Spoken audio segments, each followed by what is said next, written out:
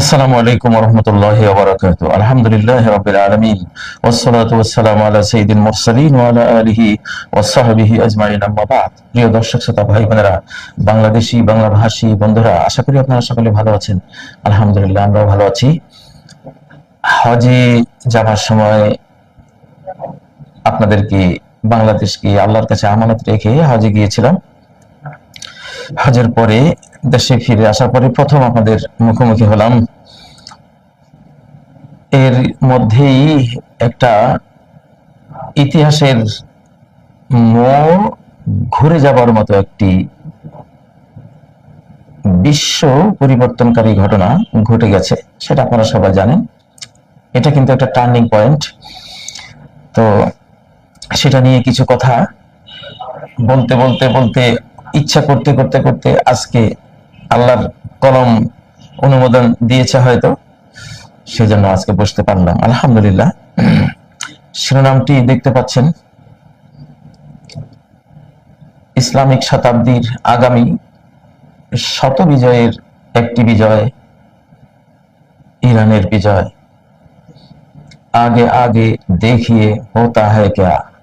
শেষের কথাটি একটি উর্দু কবিতা, উর্দু হিন্দি ভাষা এটা বলা হয়। আগে আগে দেখিয়ে হোতা হ্যায় ক্যা, সম্মুখে দেখতে থাকুন হচ্ছেটা কি। আমরা আগেই ঘোষণা করে রেখেছি 2024 পরবর্তী এই শতাব্দীটি ইসলামিক শতাব্দী। এটি হযরত ঈসা আলাইহিস সালামের শতাব্দী, হযরত ইমাম মাহদীর শতাব্দী। এটি গোটা মানব জাতির জন্য একটি মানবতার শতাব্দী, একটি রহমতের শতাব্দী, একটি আধ্যাত্মিক শতাব্দী, একটি পবিত্র শতাব্দী। এই শতাব্দীতে একের পর এক ভালোদের, ইসলামিকদের, আল্লাহওয়ালাদের, আউলিয়াদের, আধ্যাত্মিকদের বিজয় হতে থাকবে ইনশাআল্লাহ। তো 24-এ আমরা বাংলাদেশে বিজয় পেয়েছি, তারপরে পরে আরো কিছু বিজয় একের পর এক সংগঠিত হয়েছে শাম অঞ্চলে। এখন ঘটলো ইরানে, এরপরে ঘটতে থাকবে ইনশাআল্লাহ। যেখানে সংঘাত আসবে বিজয়টা ইসলামের পক্ষে আসবে ইনশাআল্লাহ। ফাইনাল রেজাল্টটা তারাই পাবে। বিশ্ব মিডিয়ায় বিজয় ইসলামের হবে, রণাঙ্গনের বিজয়ও ইসলামের হবে, অর্থনৈতিক বিজয়ও ইসলামের হবে, মনোজাগতিক বিজয় ইসলামেরই হবে, সাংস্কৃতিক বিজয় ইসলামের হবে, ফিজিক্যাল স্পিরিচুয়াল যত বিজয় প্রত্যেক সেক্টরে ইনশাআল্লাহ মানবতার, ইসলাম মানে তো মানবতা, ইসলামের মানবতার, রহমতের, দয়া মায়ার একটা বিজয় ঘটবে। এটা হলো মূল কথা। এটারই একটা, এই সিলসিলারই একটা পর্ব হলো ইরানের বিজয়। আজকে আমি লম্বা কথা বলবো না। ইরান নিয়ে অনেক কথা আছে, শিয়া সুন্নির অনেক মত পার্থক্যের বিষয় এখানে আছে। সেগুলো এখন, সেই পাতাগুলো এখন গুটিয়ে ফেলুন, এখন সেগুলো পড়ার দরকার নেই। এটা নতুন শতাব্দী। কি হয় দেখুন, আগে আগে দেখিয়ে হোতা হ্যায় ক্যা। আমি একটি আয়াত আজকে বাছাই করেছি, সূরা মুহাম্মাদের শেষ আয়াত। আবার বলছি সূরা মুহাম্মাদের সর্বশেষ আয়াত, 38 নম্বর আয়াত। এটি 26তম পারার 47তম সূরা, সূরা মুহাম্মাদ, হযরত মুহাম্মদ সাল্লাল্লাহু আলাইহি সাল্লামের নামের সূরা। আয়াতটির সাথে মুহাম্মদ নামেরও একটা সম্পর্ক আছে। এটি তাফসীর ইবনে কাসির, তাফসীর কুরতুবী সহ আহলে সুন্নাহ ওয়াল জামাতের সঠিক তাফসীরগুলো, বড় বড় যত তাফসীর আছে, তাবারী সহ সব তাফসীর আপনারা দেখতে পাবেন। সহিহ বুখারীর তাফসীর অধ্যায়ে এই আয়াতের ব্যাখ্যা যেখানে আছে, সেখানে কিতাবুত তাফসীরে এই আয়াত নিয়ে ওই হাদিসটি বলা আছে যে এই যে ইরানের বিজয়টা হলো, এটা সুন্নাতুল্লাহর একটি সুন্নাহ, মানে আল্লাহর বিশ্ব পরিচালনার ইউনিভার্সাল যে ল গুলো আছে, চিরস্থায়ী যে আইনগুলো আছে, জাতির উত্থান পতনের, জয় পরাজয়ের, এবং এক জাতিকে বাদ দিয়ে পরিবর্তে আরেক জাতিকে উত্থিত করার, বিজয়ী করার সুন্নাতুল্লাহ।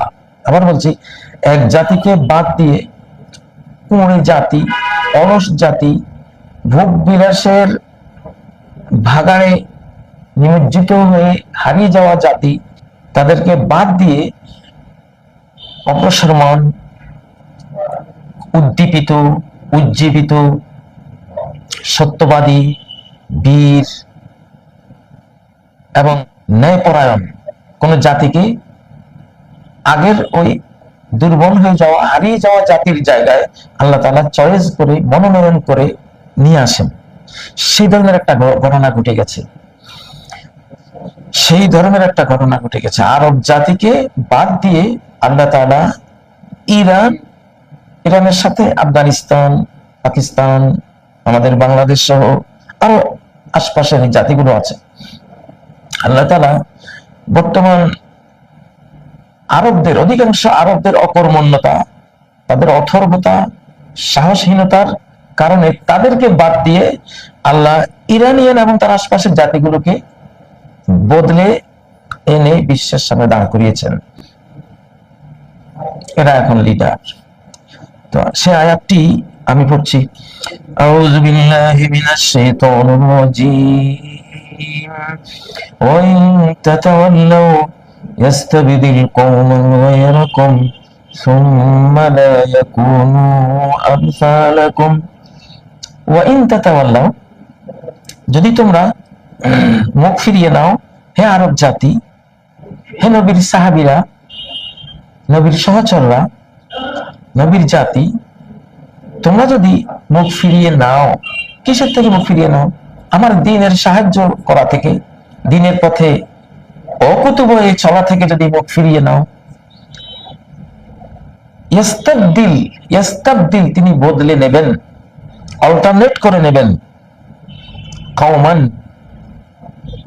অন্য জাতিকে, অন্য সম্প্রদায়কে, গায়রাকুম তোমাদের ছাড়া, যারা তোমাদের অন্তর্ভুক্ত না, তারা ভিন্ন রক্তের, ভিন্ন ভিন্ন বংশের, ভিন্ন ভৌগোলিক সীমারেখার অন্য কোন জাতিকে তিনি মনোনীত করবেন তার দ্বীনের ঝান্ডা বুলন্দ করার জন্য, দ্বীনের সাহায্য করার জন্য।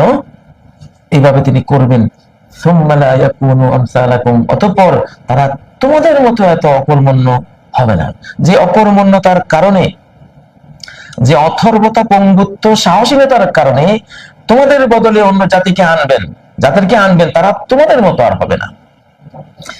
এই আয়াতটি সাহাবীদের বেষ্টনীর মাঝে বসে নবী সাল্লাল্লাহু আলাইহি ওয়াসাল্লাম যখন তেলাওয়াত করলেন, সহিহ বুখারীর এই আয়াতের তাফসীর খুলে দেখুন, ইবনে কাসির খুলে দেখুন, কুরতুবী খুলে দেখুন, বিভিন্ন তাফসীর, বড় বড় তাফসীর, তাবারি খুলে দেখুন, সব তাফসীরে আছে যে তিনি তখন সাহাবীদের বেষ্টনীর মধ্যে বসা, তখন এই আয়াত যখন সাহাবায়ে কেরাম শুনলেন, তারা তো যে কোনো আল্লাহর কথাকে একবারে গড পার্টিকলস পর্যন্ত, একবারে রুট লেভেল পর্যন্ত তারা পৌঁছে যেতেন।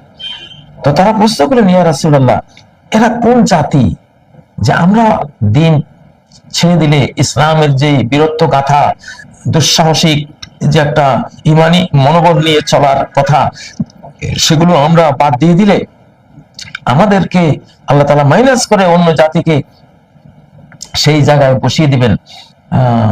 এই জাতি এরা কারা? আরবদের বদলে কাদেরকে আল্লাহ আনতেন?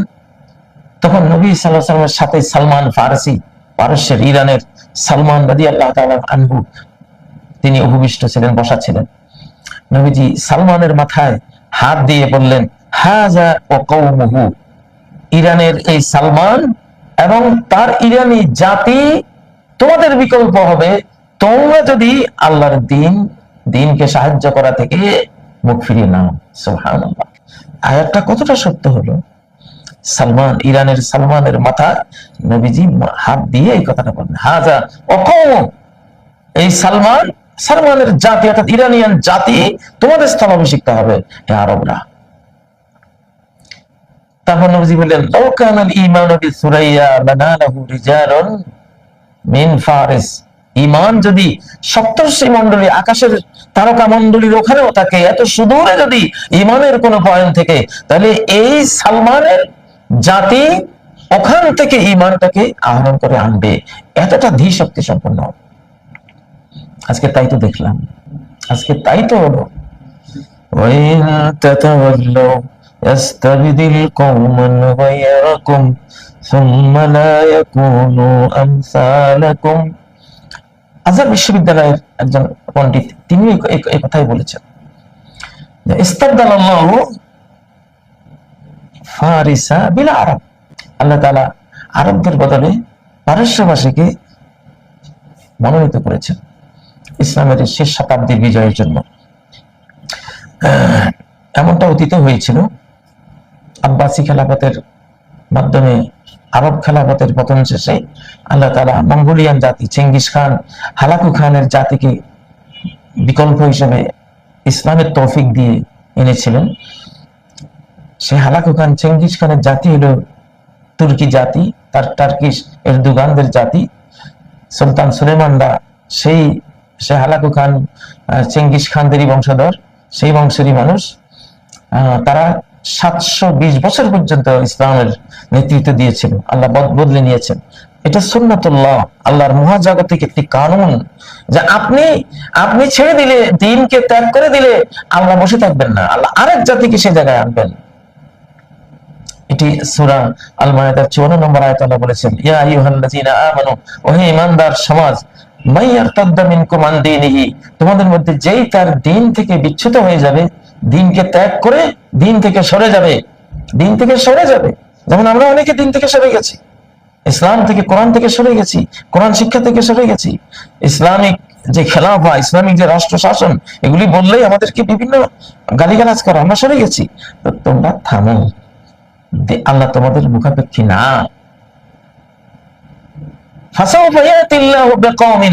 আল্লাহ এমন সম্প্রদায়কে নিয়ে আসবে তোমাদের জায়গায়, তোমাদেরকে ছুঁয়ে ফেলবেন, এবং এমন সম্প্রদায়কে নিয়ে আসবেন ইউহিব্বুহুম ওয়া ইউহিব্বুনা, তাদেরকে তিনি ভালোবাসেন, তারাও তাকে, আল্লাহকে ভালোবাসে। আযিল্লাতিন আলাল মুমিনিন, মুমিনদের জন্য তারা হবে সফট কর্নার, কোমল ব্যবহারকারী। আইজ্জাতিন আলাল কাফিরিন, বেঈমানদের উপরে হবে তারা অত্যন্ত কঠিন। ইউজাহিদুনা ফি সাবিলিল্লাহ, আল্লাহর পথে যুদ্ধ করবে। লা ইয়াখাফুনা বিল্লাহি লাওমাতা লাইম, আল্লাহর ব্যাপারে কোন ভৎসনাকারীর ভৎসনাকে তারা তোয়াক্কা করবে না। যালিকা ফাদলুল্লাহ, এটি একটি অনুগ্রহ। এই ইস্তিবদালটা, এই যে এক জাতিকে ছড়িয়ে ফেলে আরেক জাতিকে বদলে নিয়ে আসা, এটি আল্লাহর অনুগ্রহ। এই অনুগ্রহ আল্লাহ যাকে চান তাকে দেন। আল্লাহু ওয়াসিউন আলিম, আল্লাহ অত্যন্ত সীমাহীন প্রশস্তির অধিকারী এবং সর্ববিষয়ে তিনি সর্বজ্ঞ। প্রিয় বন্ধুরা, তো এক রাতে যদি আল্লাহ তাআলা ইমাম মাহদীকে মাহদীতে রূপান্তর করতে পারেন, হতে পারে ইরানিয়ান জাতিকে এক মুহূর্তে আল্লাহ তাআলা ইসলামের সঠিক পথে, সঠিক রাস্তায় নিয়ে এসেছেন। এক যুদ্ধের প্রেসারে ফেলে, আমি তো ইমাম খোমেনির বক্তৃতা শুনি, আমরা ফার্সি ভাষার পড়ালেখা করা মানুষ, ওনার যে ফার্সি বক্তব্য শুনি, গভীর পণ্ডিত মানুষ, এবং সেখানে শিয়া ইত্যাদির কোনো কথা নেই, কোরআনের কথা, সুন্নাহর কথা, ইসলামিক যে বিশ্ব মহাবিশ্বের মধ্যে যে সুন্নাতুল্লাহ, কাওয়ানিনুল্লাহ, আল্লাহর কানুন, লগুলো চলমান, সেগুলোর অনেক বড় পণ্ডিত নেই। তো আমরা দোয়া করি আল্লাহর কাছে, আমি তখনই দোয়া করেছি, আল্লাহ যে ইরানিয়ানরা 900 মানে তারা একসময় খাঁটি আহলে সুন্নাহ ওয়াল জামাআহ ছিল, আমাদের মতোই মুসলিম ছিল। মুখতার নামে তাদের এক বাদশা তাদেরকে শিয়াইজমে ঢুকিয়েছে। তারপরে ইরানে কোটি কোটি সুন্নি সঠিক মুসলিমরা আছেন।